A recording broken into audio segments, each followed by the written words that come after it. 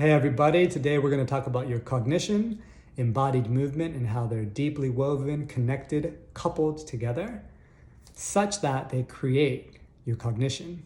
And we're going to talk about Voltron, which hopefully will help you grasp all this cognitive science that is about to come your way. So there's this idea that your embodied movement and your cognition are woven together. And this produces three couplings. You can think of a coupling as maybe a couple in a relationship, or you can think of it as maybe in a sci-fi movie where there's a pilot and they get into a ship and they have a symbiotic relationship where the pilot thinks something and the ship reacts, and the ship does something and then the pilot responds. That is the type of coupling we're talking about. The first coupling in your cognition is the brain-body coupling. And the idea behind this is that your brain and body are dynamically connected, linked, coupled in such a way that it actually brings forth cognition. The second coupling has to do with your ability to create and shape and make your cognition. And this is through the sensory motor loop coupling. The idea behind this is that you have to understand that your perception is something that is in flight, it's in action, it's seeking, it's not a static dead thing.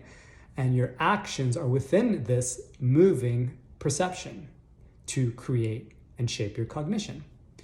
The last coupling is to an external world, an ever-changing, dynamic landscape environment that is coupled through the sensory motor loop and anchors you, the biological human, to reality or nature itself. So those are the three couplings. You can think of them as the holy trinity of consciousness and cognition: the brain-body, the sensory motor loop, and then finally the brain-body through the sensory motor loop to an external world that anchors you to your reality. And these couplings, these individual couplings, come together to form a meta-coupling that is always and forever happening simultaneously. And here's where we're going to talk about Voltron. In Voltron, it was very similar. They had these individual couplings that came together to form this meta-coupling, which was Voltron. Voltron, if you don't know, is a show from the 80s, an animated series about a team of space aviators that each individually piloted a giant lion robot. And when there were space aliens that came to attack Earth, these gigantic space aliens, the individual robots would come together, they would couple together to make this big, super giant robot called Voltron in order to defend the Earth. And much like the meta-coupling of the brain, body, sensory motor loop, and the external world, Voltron functioned much the same way. In that the Voltron, when the pilots came together, they came together in such a way that it was mutually affording, mutually constraining, and mutually informing. So what does that mean? For example, the leg part of the robot that was piloted by one of the pilots couldn't do what the arm part of the robot did. So they were constrained in that way. But at the same time, the leg part of the robot allowed the balance in order for the giant robot to throw a punch, to allow the arm to function. So in that way, they were affording to one another. And then finally, they were informing because all that information would go to the top part of Voltron that allowed it to function as one being, even though there was multiple couplings happening. That is the same thing with the brain-body, sensory motor loop, and the external world. Obviously simplified in a way that is easier to understand, but the experience or the understanding of it is that these individual couplings come together. And much like Voltron, and much like the brain, body, sensory motor loop, and external world, what brought Voltron together was movement. And how they were able to display their function was through movement. So movement brings the individual couplings together, and movement is what allows the functions to have its purpose. If you don't like the Voltron analogy, you can keep it simple. Think about a surfer on a surfboard. That is a coupling. And the water is movement itself. And the movement is what allows the surfer to display their talents, their potentials. They come to the surfboard and they're able to ride the waves through movement, and they display their function through movement itself. So this is something to grasp because the idea behind this theory in 4E cognitive science is that movement is paramount to the mind. It is central. It is the number one thing. It isn't just something that you are able to do, or you can go from point A to point B, or you just do to survive, or you just do to get in shape. Those are all missing the point. The point is that movement literally creates your cognition.